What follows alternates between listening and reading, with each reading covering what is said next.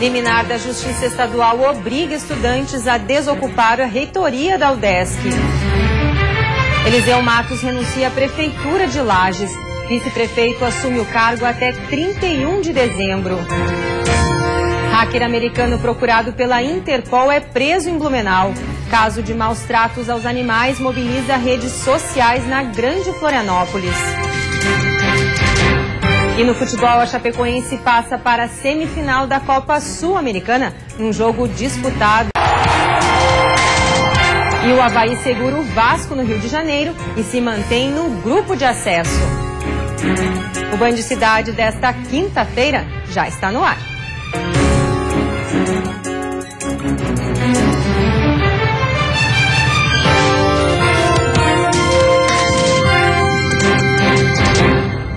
Olá, boa noite. Uma liminar da Justiça Estadual obriga os estudantes a desocupar o prédio da reitoria da UDESC.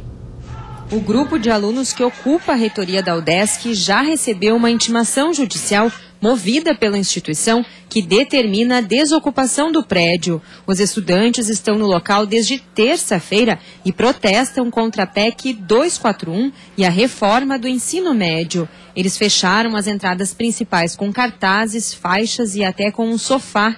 Este bloqueio chegou a impedir a entrada dos funcionários. Cerca de 200 pessoas trabalham no prédio. O pró-reitor de extensão da UDESC tentou negociar com os estudantes na quarta-feira, mas sem sucesso.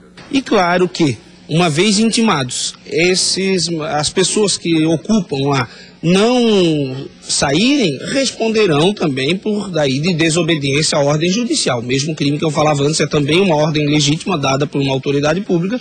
Então, além de responderem pela ocupação, responderão também por crime de desobediência, autorizando a polícia a fazer uso da força, prender em flagrante e retirá-los de lá. Os estudantes também invadiram a rádio educativa UDESC e impediram os profissionais da emissora de trabalharem. Eles alteraram a programação, prejudicando a transmissão do horário eleitoral gratuito. A Anatel determinou que a rádio só volte a funcionar após a desocupação do prédio. Por conta disso, a Associação Catarinense de Rádio e Televisão divulgou uma nota repudiando a ação dos manifestantes. Para a Acaerte, a invasão é um atentado às garantias democráticas, como o direito à liberdade de expressão e de locomoção garantidos pela Constituição Federal. A UDESC orientou seus profissionais a não retornar aos postos de trabalho enquanto a ocupação persistir. Os nossos servidores estão numa condição de muita insegurança.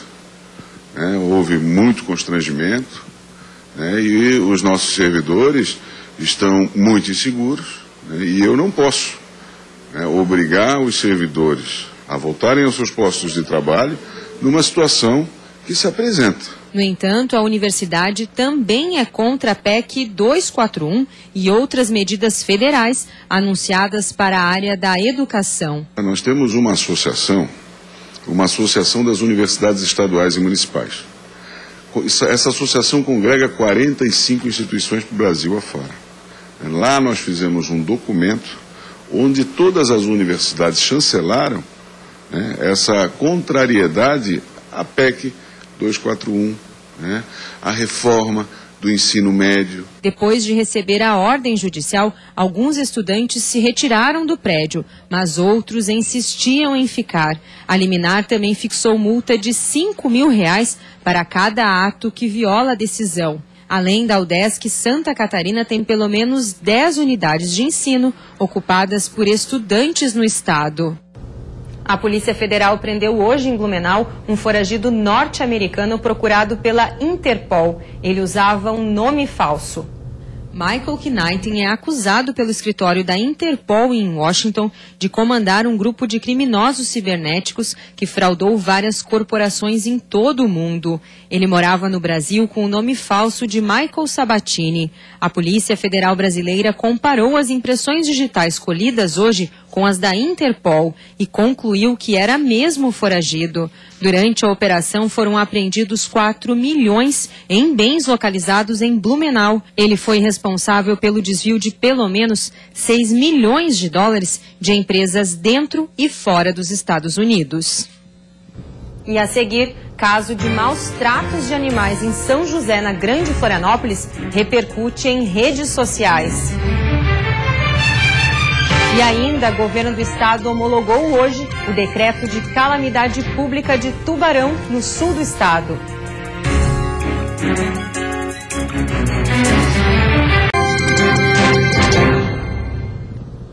As chuvas em Santa Catarina. O governo do estado homologou hoje o decreto de calamidade pública de Tubarão, no sul do estado. A expectativa agora é pela liberação de recursos do governo federal. De acordo com a Defesa Civil, 97 mil pessoas foram prejudicadas pelo vendaval que assolou o município no dia 16 deste mês. O documento foi encaminhado a Brasília para reconhecimento do governo federal. Se a resposta for positiva, os recursos que ainda não foram divulgados devem ser usados principalmente na aquisição de telhas para a cobertura das residências danificadas. Além disso, a prefeitura do município também poderá solicitar verbas federais para a reconstrução da cidade. Enquanto isso, a população prejudicada continua recebendo doações como materiais de limpeza, higiene e alimentos não perecíveis, como arroz, feijão e leite.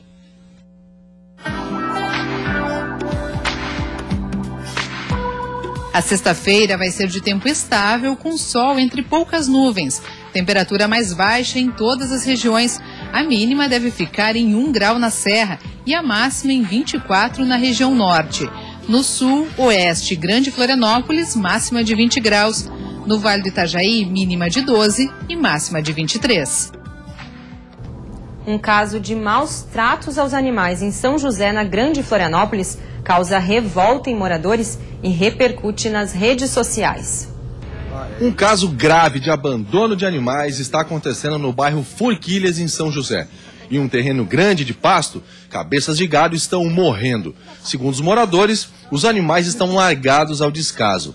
O fato, que causou comoção e revolta nas redes sociais, foi acompanhado por ativistas e entidades. Bárbara, que é presidente da Comissão dos Direitos dos Animais da OAB de São José, explica exatamente o que vem acontecendo. A situação que está ocorrendo aqui hoje é uma situação absurda. Configura crime de maus tratos e crime de abandono de animais, que está prevista na Lei de Crimes Ambientais 9.605 de 98. O dono dos animais largou eles ali para morrer, porque não tem pasto, não tem água, não tem ração. Os animais estão desidratados, estão com diarreia, estão morrendo de fome. Proprietário do gado, Paulo César da Rosa, foi autuado pelo abandono dos animais. Marcelo Serpa, fiscal da Cidasc, responsável pela notificação, falou com a nossa equipe. Nós precisamos interditar a propriedade, impedir as movimentações dele, e foi determinado que ele imediatamente comece a criar os animais em condições corretas, tá? E em 30 dias a Cidasc vai retornar para averiguar se ele está cumprindo. Os casos de maus tratos aos animais ainda são rotineiros. Por isso, como hoje, a união faz a força, devido a inúmeras denúncias que as autoridades chegaram a esse local, que é praticamente um cemitério a céu aberto. Abandono de animais é crime e dá cadeia, previsto na Lei Federal 9.605 de 1998. Além do abandono, são considerados maus tratos, o espancamento, envenenamento e deixar o animal preso em corrente, entre outros. Na verdade, esse terreno todo aqui, onde eles estavam, boa parte foi aterrado e simplesmente o proprietário fez de conta que não viu. Eles ficaram sem pasto e faz 2 meses e meio, nós descobrimos hoje que há 2 meses e meio eles estão definhando diariamente. E depois do intervalo tem o futebol, a classificação da Chapecoense para a semifinal da Sul-Americana, debaixo de muita água. E o empate com sabor de vitória do Avaí contra o Vasco da Gama no Rio de Janeiro.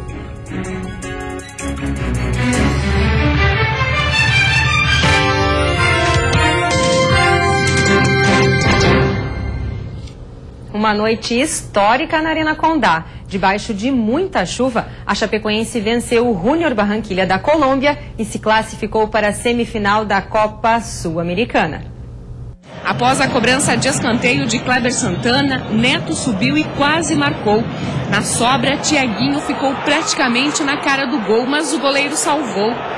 Inacreditável, Giménez perdeu uma grande chance de abrir o placar para a Chape. A bola bateu na trave. E de tanto pressionar, a bola finalmente entrou. Bruno Rangel recebeu de Tiaguinho, mas ficou sem ângulo. No rebote, Ananias fez o primeiro. Não demorou muito e Gilba lançou a rede pela segunda vez na Arena Condá e eliminou a possibilidade da partida ser decidida nos pênaltis. Tiaguinho fez uma ótima jogada, mas Vieira afastou o perigo. No segundo tempo, o time brasileiro continuava se destacando, mas as poças de água atrapalhavam a finalização das jogadas. Até que o gol da tranquilidade veio com o Gil, que cruzou na área de William Thiago, que carimbou o passaporte para a semifinal da Sul-Americana. Festa na Arena Condá, festa da torcida verde e branca. Fim de partida, Chapecoense 3, Júnior de Barranquilha 0. Em uma partida onde o goleiro Danilo foi espectador, a Chapecoense conseguiu vencer o Júnior Barranquilha e pela primeira vez em mais de 40 anos de história, ultrapassou essa fase e foi para a semifinal. Mas o objetivo da Chapecoense é ir além e quem sabe em 2017 estar na Libertadores da América. Debaixo de chuva o jogo inteiro e uma aplicação tática e total dos jogadores, né? Uma coisa impressionante. Falei para eles no intervalo que eles só precisavam repetir a intensidade. Acho que a palavra é intensidade. Pela Série B, o Avaí conseguiu segurar a pressão do Vasco no Rio de Janeiro. O destaque do jogo foi o goleiro do Leão. Antes mesmo do início do jogo, o Avaí já acreditava que o empate fora de casa seria um bom resultado. Depois que o goleiro Renan fez defesas como essa, aí mesmo que trazer um ponto de São Januário teve um gosto mais que especial. Até as bolas paradas de Nenê ficaram na atuação incrível do goleiro havaiano. E o que dizer da defesa no cabeceio de Rodrigo? Renan foi lá no cantinho para buscar. Noite inspirada do goleiro Azurra, que garantiu à equipe catarinense mais um pontinho na briga pelo acesso. Agora, o Avaí tem 4 pontos do 5º colocado e está cada vez mais perto da Série A. E no próximo bloco, o prefeito de Lages, na Serra Catarinense, renuncia ao cargo. E ainda, artista internacional realiza ação social em comunidade de Florianópolis.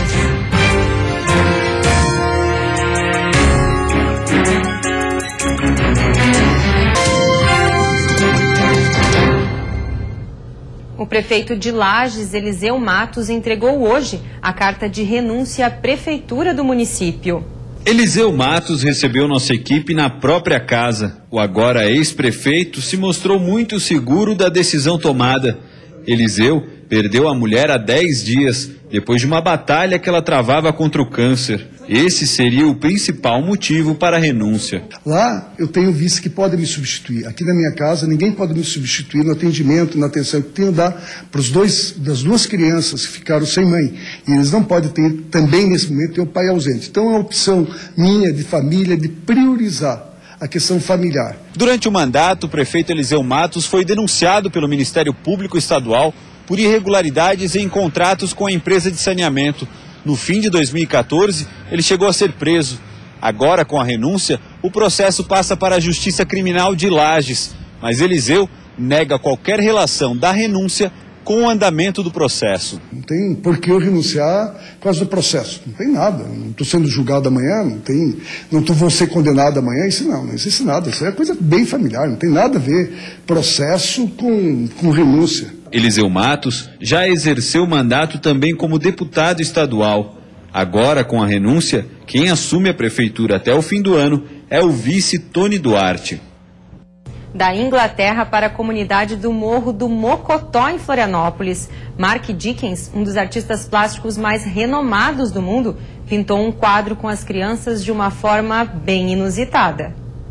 O artista plástico oficial da Fórmula 1, de renome internacional e com obras nas principais galerias do mundo, subiu o morro para fazer arte com as crianças do Morro do Mocotó. Mark Dickens conheceu Florianópolis no início deste ano e se apaixonou pela cidade. Escolheu a capital de Santa Catarina para dar o pontapé inicial em uma campanha mundial pela paz. And listen and talk and read, then perhaps there will be a greater understanding in the world. Mais um conceito de um entendimento maior de mundo e de contatos com as pessoas. O Mark quis demonstrar através das letras a força das palavras e o quanto isso pode mudar as pessoas e também unir as pessoas em prol de um bem em comum. Então, essa colaboração, esse contato, a gente promover, falar mais, ouvir mais, isso é muito importante. Ele entende que isso pode ser um começo para uma mudança interessante, para uma linha de raciocínio diferente a respeito de mundo. Juntamente com a designer de moda Gabriela Nazari, camisetas com letras estilizadas foram criadas para levar uma mensagem de reflexão sobre o poder das palavras. Ele tinha inclusive camisetas simples, assim, brancas, estampadas com as letras lisas. E ele me mostrou que ele falou, vamos trabalhar, vamos desenvolver isso aí, que tal? E a gente achou a ideia muito linda. O título Let's Make Words Not War faz muito sentido. Então, a partir daí, a gente abraçou a campanha. No Morro do Mocotó, Mark Dickens resolveu fazer arte usando um objeto bem conhecido dos brasileiros, a bola de futebol. E essa brincadeira aqui, dará origem a uma obra de arte. A tela, pintada com a ajuda das crianças, será leiloada.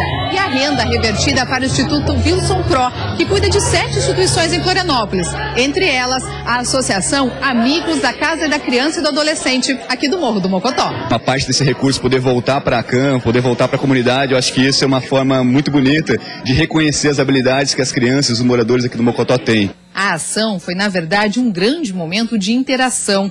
O britânico pôde conhecer de perto um pouco mais sobre as atividades desenvolvidas pela ACAM na comunidade do Morro do Mocotó, um espaço onde 185 crianças de 5 a 15 anos realizam atividades no contraturno escolar.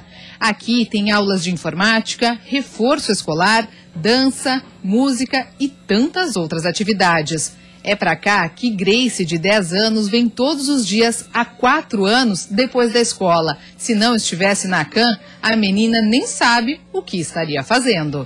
Eu ficaria fazendo nada em casa. Eu ficava sozinha com a minha irmã. Faça palavras, não guerra. O projeto inédito que será lançado em Florianópolis na próxima semana sairá de Santa Catarina para percorrer o mundo em 2017.